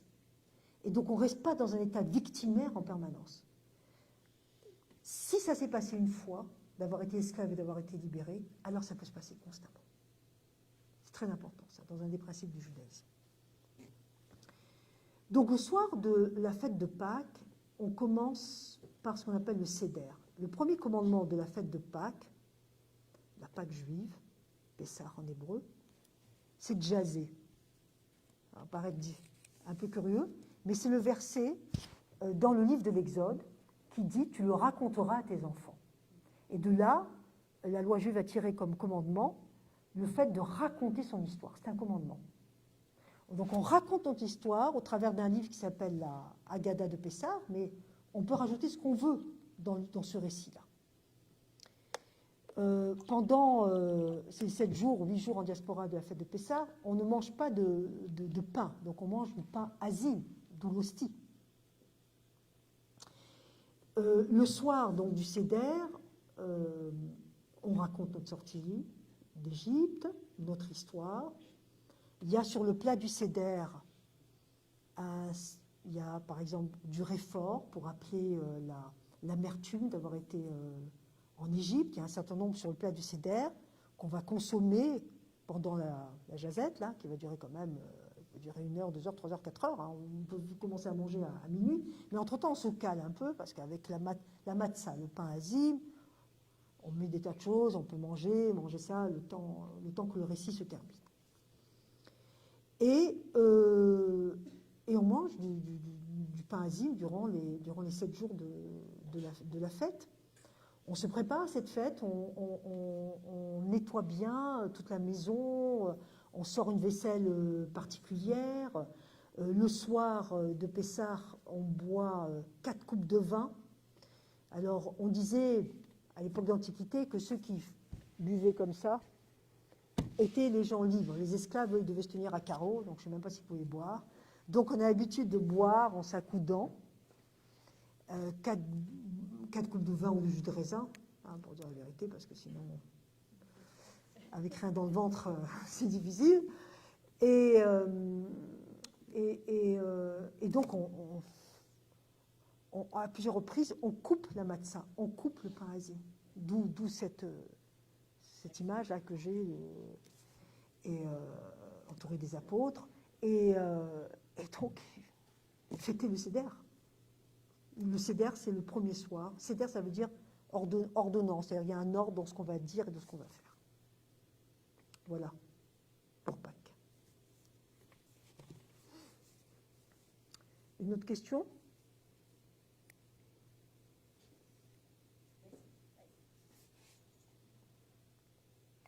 Deux questions. Les Seder, est-ce que c'est la veille? Est-ce que c'est le premier soir Non, non, non, c'est le premier soir de la fête de Pessah. Toutes les fêtes commencent au soir. Ok, mais c'est pas un jour de Shabbat. Ça peut tomber n'importe quel jour de la semaine, comme ça peut tomber un Shabbat. Puis comment est-ce que c'est déterminé? Alors, bonne question. J'ai dit que le calendrier était à la fois lunaire et solaire. Ce qui veut dire que, grosso modo, ça tombe toujours à peu près à la même période. Contrairement à nos frères et sœurs musulmans, où c'est uniquement lunaire et on peut avoir le ramadan un jour tel mois et 3 mois plus tard. Chez nous, c'est toujours aux alentours d'avril. C'est dans le mois d'avril que se passe la fête de Pessah. Donc elle peut commencer, alors, elle est terminée, les sages ont déterminé sur des siècles à quel moment tombe la fête. Et donc, elle peut tomber un dimanche, un lundi, un vendredi soir. À ce moment-là, c'est Shabbat et Pessah. Et voilà, c'est comme ça. Deuxième question, les juges qu'on va reconnaître dans la vie parce qu'ils sont habillés d'une certaine manière, Oui.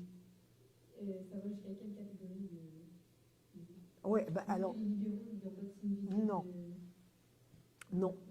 C'est vraiment les chassidim, donc c'est les ultra-orthodoxes. Le chassidisme, c'est un mouvement piétiste qui est né au XVIIIe siècle, qui a été fondé par le Baal Shem Tov, et Israël Baal Shem Tov. Et c'est un mouvement qui met l'accent sur la ferveur, le chant, la danse. Et la fidélité des chassidim, c'est qu'ils continuent à s'habiller comme s'habillaient leurs ancêtres. S'habiller comme tu les vois. Et comme ils venaient des pays froids, ils ont le shtreimel. Pour eux, même en Israël, à Jérusalem, à 40 degrés. Hein, je veux dire. Donc c'est leur manière d'être fidèles. Pas obligé d'être d'accord ni de faire comme eux, mais c'est comme ça qu'eux l'ont déterminé.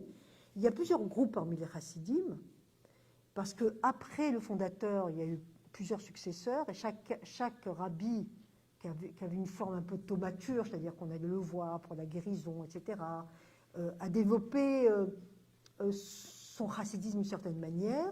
Et tous ces groupes, pas mal, il y a à peu près 7-8 groupes chassidim ici à Montréal, les Lubavitch, les Bratslav, les chassidim de Gour, les Satmar, ils ont leur propre congrégation, donc voilà. Maintenant, ce qu'on appelle ici les boudins, c'est ça, comme ça, ça s'appelle des papillotes. Alors ça a trait, voilà, moi aussi j'en ai. Ça a trait, en fait, c'est une manière. Il y a un verset dans la Torah qui interdit de couper pour les hommes, de se raser jusqu'ici, parce que c'était comme ça qu'on reconnaissait des païens. Donc, un juif pratiquant ne va jamais se couper à ras, il va toujours laisser un petit peu, ou alors avoir une barbe.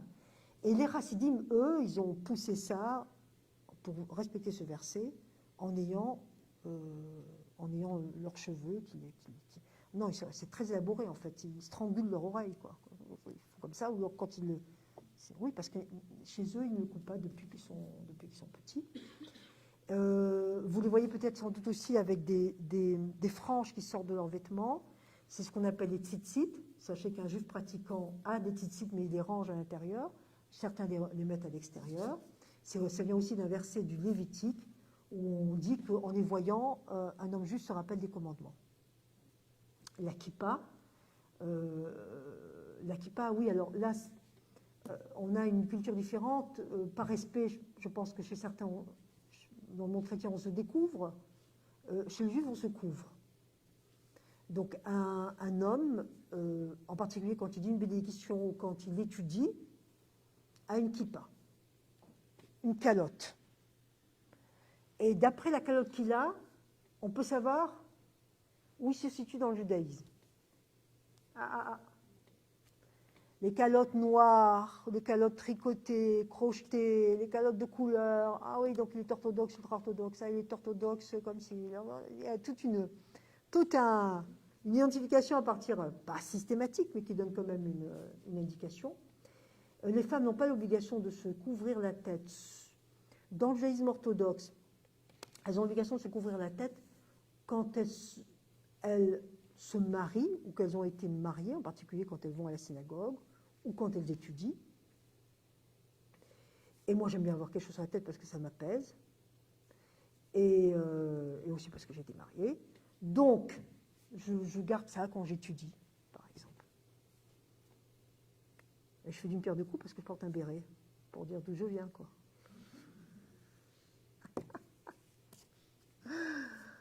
Il y a aussi le châle de prière, on appelle le talit, qui est magnifique. Vous avez tout ça dans ce livre, qui vous donnera un peu une idée. Et pour le soir du Shabbat, et aussi pour chaque fête, il y a ce qu'on appelle un kiddush, c'est-à-dire on fait une sanctification sur le vin dans une belle coupe, aussi qu'on voit sur les tableaux. Hein. C'est la coupe du vin du kiddush. Et à l'entrée des portes juives, il y a ce qu'on appelle une mezouza, c'est-à-dire vous voyez un boîtier, mais c'est pas le boîtier qui compte. Ce qui compte, c'est un petit parchemin qui est écrit à la main à l'intérieur de la mezouza et qui reprend des passages du Deutéronome, dont tu aimeras Dieu, etc. Écoute Israël, Dieu est ton Dieu, etc. Donc c'est ça qu'il y a dans les mezouza. Et on met ça à la porte d'entrée d'un appartement ou de toutes les chambres d'un appartement. On accueille toujours une fête en allumant les bougies, 2 bougies. C'est un commandement qui incombe aux femmes. C'est une manière de faire entrer la lumière dans un foyer. Les bougies que vous voyez de cette menorah, c'est les 7 bougies qui correspondent aux 7 jours de la semaine. Et lors de la fête de Hanouka, en décembre, c'est 9 bougies, parce que ça symbolise les 8 bougies, le miracle d'une fiole qui a été retrouvée après que le temple a été souillé par les païens, qui au lieu de brûler une nuit, a brûlé 8 nuits, et la 9e bougie sert à allumer les bougies tout le long de ces fêtes. Je pense que là, vous avez une bonne introduction. S'il y a encore des questions, j'en prends une, et puis sinon, vous pouvez venir me parler, m'écrire. Dominique se fera un plaisir de donner mon email. Courriel. Oui, vas-y. Alors, j'aurais 2 questions.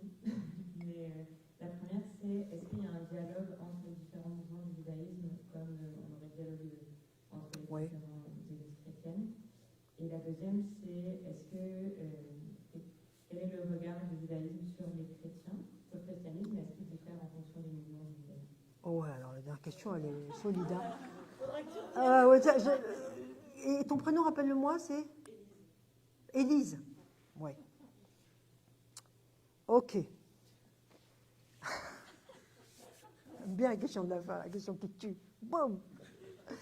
Bon, est-ce qu'il existe un dialogue entre différents... Je te vois plus du coup. Entre différentes sensibilités du judaïsme? Oui, mais ça va dépendre des individus aussi. Hein. Moi, je vais partout. Je considère que tout le monde est juif dans l'intérieur de ces sensibilités courants.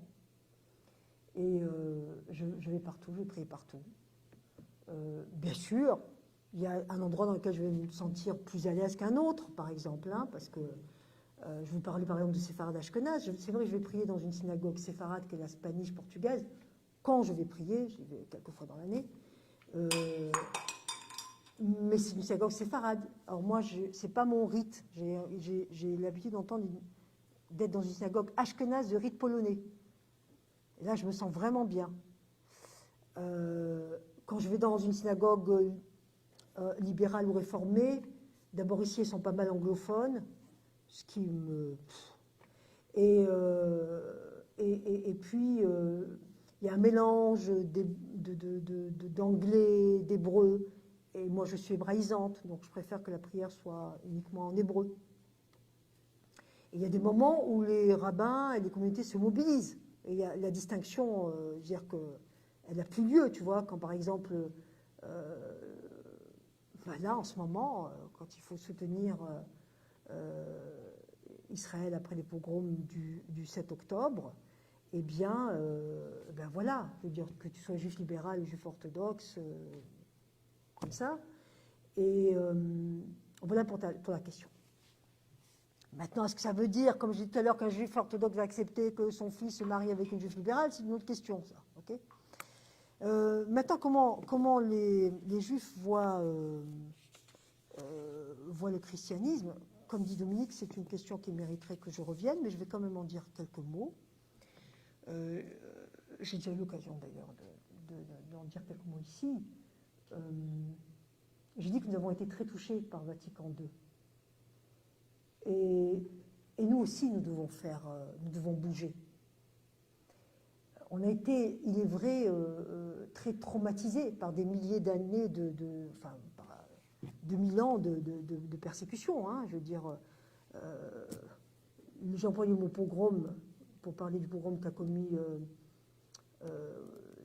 commis les assassins du Hamas, mais pendant longtemps, les pogroms étaient dans les pays chrétiens. En particulier, lors des Pâques chrétiennes, les Juifs avaient peur, parce qu'il y avait cette accusation du peuple qui avait tué Jésus, donc on allait se venger sur les Juifs. Donc, ce qu'il faut comprendre, c'est que les Juifs doivent surmonter un trauma historique. Et pour toutes les personnes qui ont un sens un peu psychologique et qui s'intéressent à l'épigénétique, par exemple, on sait que ça prend du temps. Ensuite, il y a aussi une méfiance, parce que pendant longtemps, les chrétiens ont été prosélytes. Donc, on a une méfiance. Est-ce qu'il veut me convertir au christianisme ou quoi? Donc, ces choses-là, nous devons les surmonter. Moi, j'appartiens à ce mouvement au sens large de juifs qui sont heureux de ce pas de l'Église et qui entendent faire un pas aussi vers l'Église. Et ça passe par le fait d'être dans le dialogue judéo-chrétien, comme je suis dans le dialogue judéo-musulman, et donc de partager des moments de prière avec vous, de dire un peu qui nous sommes, et aussi éventuellement de prendre un texte et de l'étudier ensemble. C'est comme ça. Je vais finir par, et je vais vraiment finir sur ça, si je la retrouve, qui est la phrase, parce que je la trouve merveilleuse, j'espère que je l'ai notée, qui est la phrase de mon maître, le rabbin Ashkenazi, qui est tout ce monde, mais avec qui j'ai étudié à Jérusalem. Voici ce qu'il disait, et qui était aussi un fervent partisan du dialogue judéo-chrétien. Il disait « Les mains de l'être humain ne pourront jamais se superposer, pas plus que la main droite ne coïncide avec la main gauche. Elles peuvent en tout cas s'étreindre. » Alors voilà, c'est des mains tendues que nous prenons, réciproquement. Je vous la relis. Les mains des hommes ne pourront jamais se superposer, pas plus que la main droite ne coïncide avec la main gauche. Elles peuvent en tout cas s'étreindre. Et d'ailleurs, je vais le faire, je vais étreindre mon ami Dominique.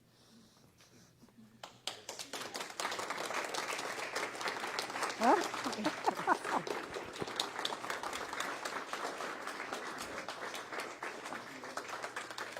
Voilà. C'est toujours un plaisir. Une petite carte? Merci. Ben oui, on se donne de la lecture. Bien sûr, je vais la lire chez moi avec grand plaisir. Hein? Alors, une petite carte pour que tu te rappelles de nous. Ben, ça, je m'en souviens. Alors, dans 2 semaines, j'annonce la prochaine. Alors, on aura Anne Godbout. Alors, il y en a qui la connaissent parmi vous. C'est elle qui a fondé l'agence spirituelle Spiritour. Alors, c'est une agence de voyage qui organise, entre autres, des pèlerinages et différents types de voyages qui axent sur la croissance personnelle, par exemple, ou spirituelle. Alors, Anne Godbout, ça a été fondée il y a 20 ans, en fait, son agence. Donc, elle va venir nous donner son témoignage, comment elle a reçu, elle, cet appel-là. Donc, à partir d'un livre de Montbourquet, qu'il y en a qui connaissent, à chacun sa mission. Donc, comment elle a trouvé sa mission comme entrepreneur à travers la mise sur pied de cette agence. Alors, ça sera son témoignage parmi nous. En tout cas, ça va être très intéressant, très inspirant. Comment on peut être chrétien dans le monde aussi, comme entrepreneur.